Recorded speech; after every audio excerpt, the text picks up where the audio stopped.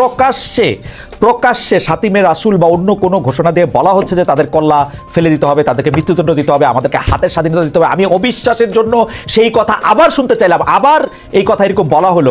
আমি তো এরকম কোনো ব্যবস্থা দেখি নাই যেটা এই কথা আর কখনো বলা হবে কিনা। আপনি যে কথাটা বললেন এই কথাটা একদম শতভাগ সঠিক, এবং সরকার তো স্পষ্ট এই জায়গাটিতে সরকারের ভয়াবহ রকমের ফেলিউর আছে। সরকারের পক্ষ থেকে যখন বলা হয় একটা কথা যে এখন থেকে আবার যদি কোনো কিছু হয় তাহলে কঠোর ব্যবস্থা নেওয়া হবে, এইটা সাধারণ জনমানুষের কাছে সঠিক বার্তা হিসেবে যায় না। নতুন রাজনৈতিক দল নিবন্ধনের জন্য বিজ্ঞপ্তি দিয়েছে নির্বাচন কমিশন। আপনি জানেন যে এর মাধ্যমে এক ধরনের নির্বাচনের ট্রেনের যাত্রা শুরু হয়েছে বলে কেউ কেউ বলছেন। আপনি নিজেও নির্বাচন সংস্কার কমিশনের সদস্য ছিলেন, আপনারা কতগুলি সুপারিশ দিয়েছেন, সেগুলি সংস্কার করতে বলেছেন, কিন্তু সেগুলি সংস্কার করার নিয়ে কোনো অগ্রগতি আছে কিনা, শুরু হয়েছে কিনা তাই আমরা জানি না। এই সংস্কারের আগেই যে একটা নির্বাচনের কথা হচ্ছে, সে তাহলে সংস্কারটার আসলে কি হবে? পাশাপাশি আমি আরেকটি প্রশ্ন করে রাখতে চাই যে এই যে নতুন রাজনৈতিক দল, সেই নতুন রাজনৈতিক দলের নেতারা বলছেন, সাবেক উপদেষ্টা নাহিদ ইসলাম, জনাব সার্জিস, তারা বলছেন যে শেখ হাসিনার বিচার না করা পর্যন্ত নির্বাচনের কথা যারা মুখেও আনতে পারবে না, মানে আরো কি জানি ভয়ঙ্কর করে বলছেন। এখন আপনি এই নির্বাচনের কথা মুখে আনতেছেন কিনা সেটাও যদি একটু আমাদেরকে বলেন। সপ্তাহখানেক বা 8 দিন 7-8 দিনই হবে আগে গুলশানে একটা বাড়িতে তাণ্ডব চালানো হলো ঘোষণা দিয়ে। মানে ওনারা যাচ্ছেন, ওখানে টিভি চ্যানেল ছিল, মানে শুধুমাত্র ব্যক্তি লাইভ করেছে তা না, টিভি চ্যানেল লাইভ করেছে, রটিয়ে দেয়া হলো এটা জনাব এইচ.টি. ইমামের সন্তানের বাড়ি। পরে দেখা গেল তা না, এটা আসলে তার সাবেক স্ত্রীর বাড়ি, যাদের অনেক আগে ডিভোর্স হয়েছে। সেটা সরিয়ে রাখে ধরে নিলাম এটা সম্ভবত নাম তানভীর ইমাম, ধরে নিলাম এটা তানভীর ইমামের বাড়ি। তো কেউ একজন ঘোষণা করছে ওই বাড়িতে গিয়ে ওখানে আওয়ামী লীগের দোসররা লুকিয়ে আছে, অনেক টাকা রাখা আছে, তারা এই অধিকার পেয়ে যায় লাইভ করে ওখানে তাণ্ডব চালাতে পারে। এবং একটা পর্যায়ে ওই লাইভেই দেখা যায় পুলিশ এবং সেনাবাহিনী ওখানে গিয়ে হাজির হয় এবং তারা তাদের সামনে স্লোগান দিতে দিতে বেরিয়ে যায়। লাইভে দাঁড়িয়ে সোকল্ড চালক লীগের একজন কথা বলছে। মানে খেয়াল করি ঢাকা শহরে গুলশানের মতো একটা জায়গায় এই ঘটনা ঘটলো। মানে এই প্রশ্ন খুব অনিবার্যভাবেই আসে, দেশে কি সরকার আছে? আচ্ছা, নাম্বার 2, ওড়না নিয়ে যে ঘটনাটা ঘটলো, তখন যে যৌন হয়রানি যে ভদ্রলোক করেছেন তাকে যখন থানায় নিয়ে গেল, সারা রাত থানার মধ্যে কিছু মানুষ ছিলেন, তারা লাইভ করেছেন, তারা পুলিশকে রীতিমতো হেনস্থা করার চেষ্টা করছেন। এবং ওই লাইভে আমরা দেখছি, আমি রাত জেগে লাইভ দেখছিলাম, ভিডিও একটার পর একটা আসছিল, ওই নারীকে ধরে আনতে হবে এবং তার বিরুদ্ধে মামলা দিতে হবে। পরবর্তীতে কি হলো আমরা জানি, একটা পুলিশ স্টেশনে ঢাকা শহরে কিছু মানুষ গিয়ে পুলিশকে ধমকাচ্ছে এবং এই কাজ করতে হবে ওই কাজ করতে হবে বলছে। দেশে তো সেনাবাহিনীও আছে, এই লোকগুলোকে সরকার থানা থেকে বের করার কোন রকম কোনো ব্যবস্থা নেয়নি কেন? মানে থানা হচ্ছে সরকার, আমরা এইভাবে যদি বলি, মানে সরকার একটা খুব গুরুত্বপূর্ণ ইউনিট। অ্যাবসলিউটলি। আর ওখানে বসে লাইভ হচ্ছে ঘন্টার পর ঘন্টা, সারা রাত হয়েছে। মানে একটা সরকার তার এক্সিস্টেন্স দেখাতে হয়। খুব চমৎকার ভাবে মুর্তজা ভাই বলছেন যে মোহাম্মদপুরের মানুষকে এটা দেখাতে হবে, আসলে আমাদের এটা দেখতে হবে যে সরকার কাজ করছে, সরকার পদক্ষেপ নিচ্ছে, সরকারের পদক্ষেপগুলো ব্যর্থ হতে পারে কিন্তু তার পদক্ষেপগুলো নেয়ার চেষ্টা আছে, আমরা কোনো চেষ্টা কোথাও দেখিনি। ধরুন এর পরবর্তীতে এর 2 দিন আগে দুজন আপনি একটা উদাহরণ দেওয়ার আগে আমি ছোট্ট করে কি একটু জানতে পারি যে আপনার হাইপোথিসিসটাও নিশ্চয়ই আপনি বলবেন যে সরকার এটা করতেছে না কেন? মানে আপনি বলতেছেন যে থানা, যেটা আসলে বিচারালয়ের এক্সটেন্ডেড হ্যান্ড, সেই জায়গার মধ্যে গিয়ে আপনি দাঁড়ায় আসেন, বলতেছেন, লাইভ করতেছেন, মুন্ডুপাত করতেছেন সরকারের, বা যেটা এটা ভুল খারাপ সেটা আমি জানি না, সরকার তাদের বিরুদ্ধে কোনো ব্যবস্থা নিতেছে না। প্রকাশ্যে আরো 10টা ঘোষণার কথা আমি বলতে পারি, রাখাল রাহা, সোহেল হাসান কালিবরা ক্রমাগতভাবে মাপ চাইও পার পাচ্ছেন না। মানে কি সরকারটা কই আসলে? সরকার নাই আসলে, এবং সরকার নাই আসলে এখন এই প্রশ্নগুলো এসে দাঁড়াবে। আমরা দীর্ঘদিন থেকে এটা এখনো সরকারের যে ক্রিটিক করছি, আসলে আমরা এই সরকারকে ওন করেই করছি, কিন্তু সরকার আসলে সরকার হয়ে ওঠে। মানে আমি প্রায় এভাবে বলি, বাংলায় আমরা না এটাকে শাসন বিভাগ বলি, বাংলায় এভাবে বলি। সো তাকে তার শাসনটা দেখাতে হবে আইনের চৌহদ্দির মধ্য থেকে, এটা সবচেয়ে জরুরি ব্যাপার। দুজন নারীকে প্রকাশ্যে রাস্তায় বিভৎসভাবে পেটানো হলো, দীর্ঘদিন শোরগোল করার পর, যেই লোককে এটা করেছে তার ছবি ঘুরে বেরিয়েছে না, তাকে দীর্ঘদিন শোরগোল করার পর গতকাল বা পরশু তাকে গ্রেফতার করা হয়েছে, তাই না? মানে এটা করতে হচ্ছে। একটার পর একটা মাজার ভাঙা হয়েছে, 86টা মাজার, আমি সংখ্যাটা হিসাব রাখি সেজন্য আমি বলতে পারি, এখন পর্যন্ত 86টা মাজার, 80টার পর একটা সংগঠন জানিয়েছিল, এরপর আরো 6টা মাজার ভাঙা হয়েছে। কোথাও কোনো পদক্ষেপ সরকারের দিক থেকে নাই আসলে। আমার কাছে একটা জিনিস জন্য মনে হয়, আমার একটা হাইপোথিসিস আছে, আমি জানি না, বাংলাদেশকে একটা গণতান্ত্রিক ট্রান্সফরমেশনের দিকে এগিয়ে যাওয়া নিয়ে কারো কারো ব্যারিয়ার আছে। মানে এই সরকারকে অনেক এক্সটেন্ড করো, অথবা অন্য কোনো ধরনের সরকার আনার চেষ্টা করো, তার জন্য তো একটা ডিস্টেবিলাইজ করার সিচুয়েশন লাগবে। সরকারের কোনো একটা অংশ কোনোভাবে এর সাথে জড়িত না হলে আমি কোনো ব্যাখ্যা খুঁজে পাই না। গুলশানের মতো জায়গায় যেখানে এত নিরাপত্তা এজেন্সি আছে, গোয়েন্দা সংস্থা আছে, এবং আমি ওই জায়গাটার খোঁজ নিয়ে দেখেছি ওর আশপাশে বিভিন্ন এম্বাসির অনেক ডিপ্লোম্যাটও থাকেন। মানে এটা একেবারে পরিকল্পনা করে দেখানো হলো বাংলাদেশ একটা স্টেটলেস অবস্থায় আছে, এখানে একটা মবক্রেসি চলছে, এই পরিস্থিতি তৈরি হচ্ছে। তো সরকারের কেউ না কেউ কোনো না কোনো ভাবে ইনভলভ না থাকলে তো এটা না। কিন্তু ডক্টর রহমান, আমার একটা প্রশ্ন আছে যে আপনার মানে এইটা আসলে বলতেই হয় যে আপনি মেধায়, প্রতিভায়, বিবেচনায়, বিশ্লেষণে অনেকখানি এগিয়ে, সেজন্য আপনার কাছে একটা ডিডাকশনের প্রশ্ন যে আপনার কাছে কি মনে হয় না যে এই সরকার অজনপ্রিয় হইলে এই সরকারের সবচেয়ে বেশি ক্ষতি এবং লাভ হচ্ছে এই সরকারকে যারা বেশি সমালোচনা করতেছেন তাদের, অর্থাৎ বিএনপির অথবা জামাত অবশ্য সরকারকে এত সমালোচনা করতেছে না, বিএনপি করতেছে। সুতরাং সরকার যত অজনপ্রিয় হইতেছে বিএনপির তত লাভ, এরকম মনে হয় না? সমন্বয়কদেরকে যত বোকা দেখানো যাচ্ছে, যত অবশ্য মানে ওদের দেখাইতে হবে না, ওদের এমনিও একটু বোকা বোকা লাগতেছে, কিন্তু ঘটনা হচ্ছে যে এটাতে লাভ আসলে বিএনপির বা পরে যারা ক্ষমতায় আসবে, এরকম মনে হয় না? একদমই তাই। এটা একটা প্রবাবিলিটি, আমি এটাকে উড়িয়ে দিচ্ছি না যে দেশে একটা আনস্টেবল সিচুয়েশন যদি তৈরি করা যায় তাহলে ইলেকশন সরকারকে দ্রুত দিতে হবে। এই হাইপোথিসিসটা logical, I agree with this.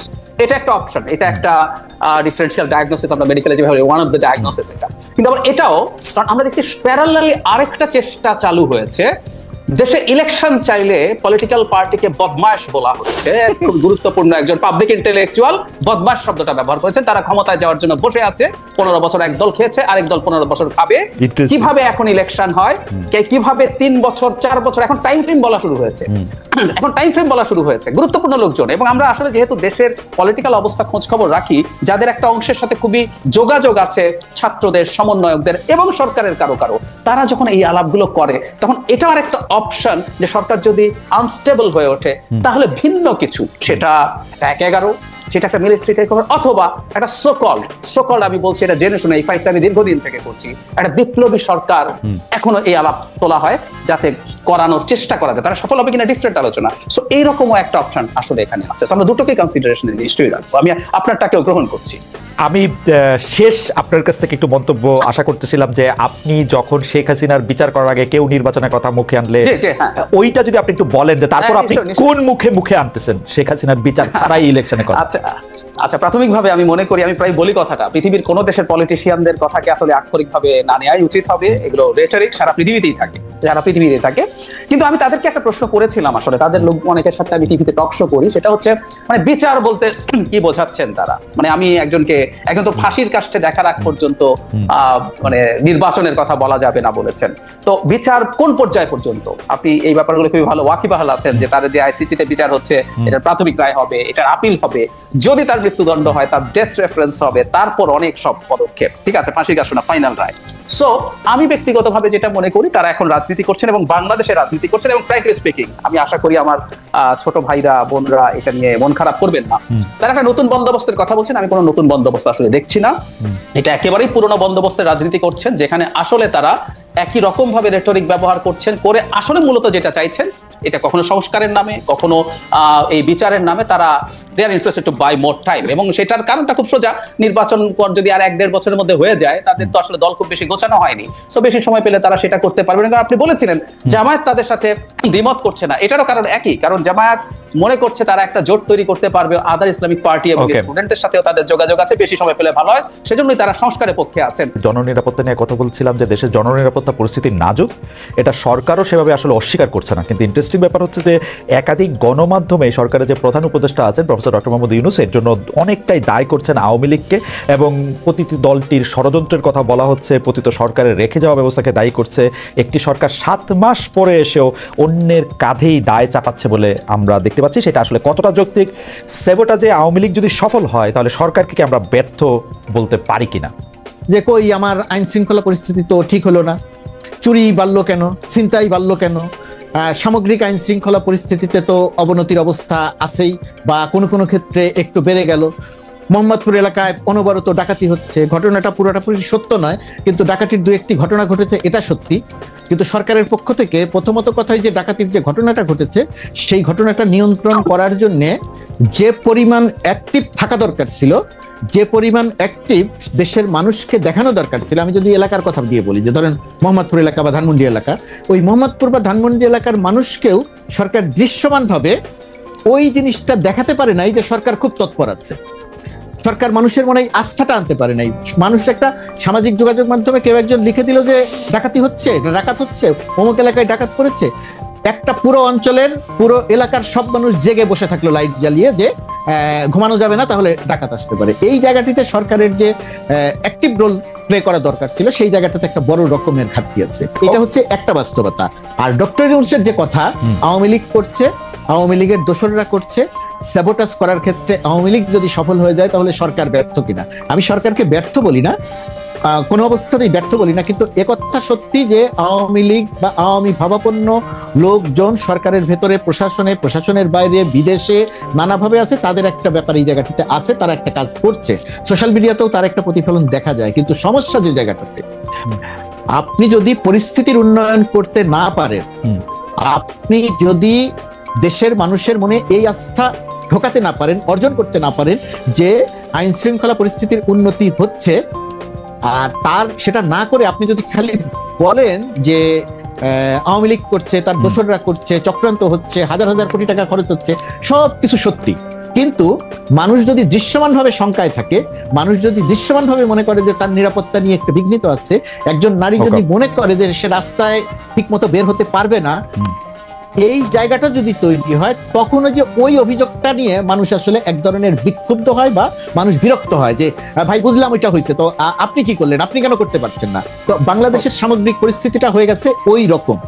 আমার মনে হয় যে আপনি অনেকগুলি বিষয়ে আলোকপাত করেছেন এবং কিছু কিছু জায়গায় আপনি বলেছেন যে আইন শৃঙ্খলা পরিস্থিতি ঠিক না করে যদি কারো উপরে দোষ চাপানো হয় তাহলে আসলে এটা জনগণের পক্ষে মেনে নেওয়া কঠিন। আমি শুধু একটা জায়গায় আপনার একটু দৃষ্টি আকর্ষণ করতে চাই। আপনি যখন বলতেছিলেন যে পরিস্থিতির কথা, যে যেই পরিস্থিতিতে আমরা ক্ষমতা এই সরকারকে নিতে দেখেছি, তারপর থেকে যে 7 মাস, সেই 7 মাসের মধ্যে, কিন্তু আমরা যখন একটা জিনিসের পরিস্থিতি বলি, তখন আমরা তো আশা করব ব্যাপারটা পরিস্থিতি থেকে একটা উত্তরণের, আমরা তো ভালোর ত্বরণটা দেখতে চাইবো, কিন্তু আমরা কি আসলে ভালোর ত্বরণ দেখতে পাচ্ছি নাকি ভালোর মন্দন বা খারাপের ত্বরণ দেখতে পাচ্ছি? ওই জায়গাটা থেকে যদি আপনি একটু বলতেন। এবং সেই ক্ষেত্রে আমি দেখতে পাচ্ছি, কিন্তু আপনার সাথে আমি দ্বিমত করব না, কিন্তু আমি দেখতে পাচ্ছি কিন্তু এই সরকারের সমস্ত কিছু হচ্ছে অন্যের উপর দায় চাপানো। শেখ হাসিনা সরকার কি কি করে গেছে, আমরা গাজায় আছি, আমরা ধ্বংস হয়ে গেছি, ধ্বংসস্তূপের মধ্যে আছি, ধ্বংসস্তূপের মধ্যে আমরা আগস্টের 5 তারিখের ছিলাম, আস্তে আস্তে তো ধ্বংসস্তূপ ঠিক হবে, নতুন নতুন ধ্বংসস্তূপ তৈরি হচ্ছে। কিন্তু এখন প্রথমত কথা, এই যে ধ্বংসস্তূপ বা পরিস্থিতি যেটা ছিল তার চেয়ে উন্নয়ন তার চেয়ে ভালো হলো না তার চেয়ে খারাপ হয়ে গেল, এরও দুইটা দিক আছে খালেদ। দুইটা দিকের মধ্যে একটি দিক হচ্ছে সামগ্রিকভাবে সাধারণ জনমানুষের প্রতিনিয়ত শঙ্কা তৈরি হয়, সেই জায়গাটা আপনি যদি নিয়ে কথা বলেন, তাহলে এই মুহূর্তে বাংলাদেশে একজন মানুষও থাকার কথা নয় যে বলবে যে না পরিস্থিতি খুব উন্নতি হয়েছে, পরিস্থিতি খুব ভালো হয়েছে। এটা যদি বলা হয় তাহলে মাঠের পরিস্থিতি আর আমার কথা এক হবে না, মানুষ আমার কথা শুনে হাসবে, কেউ কেউ গালি দিবে। 2 নাম্বার, যে পরিমাণ টাকা পাচার হয়ে যেত সেই পাচার হওয়াটা বন্ধ হচ্ছে। এই আর্থিক খাতে আগের একেবারে পুরোপুরিভাবে শৃঙ্খলা এসেছে আমি সেটা বলবো না, কিন্তু আর্থিক খাতে যে প্রক্রিয়াতে নৈরাজ্য চলছিল, টাকা ছাপিয়ে যে প্রক্রিয়াতে ঋণের নামে দিয়ে দেয়া হচ্ছিল এবং পাচার হয়ে যাচ্ছিল, সেই বড় বড় জায়গাগুলোতে কাজ হয়েছে। ঋণ, এই জায়গাগুলোতে কাজ হয়েছে। সুতরাং কাজ হয় নাই এটা যদি আমি বলি তাহলে সেটাও আবার সত্য বলা হবে না। মুর্তজা ভাই, অর্থনৈতিক বিষয়গুলি আসার আগে আমরা একটু যদি নিরাপত্তার জায়গায় থাকি, কারণ অর্থনৈতিক বিষয়গুলিতে আমাদের আলাদা প্রশ্ন আছে, তবু আমি একটু নিরাপত্তাজনিত প্রশ্নটা করে রাখি। আপনি নিশ্চয়ই খেয়াল করেছেন যে বাংলাদেশের থেকে আমি আজকে রাখাল রাহার কথা বলি, সোহেল হাসান মোহাম্মদ গালিবের কথা বলি, বা অন্য কোনো ধর্ম প্রচারকের কথা বলি,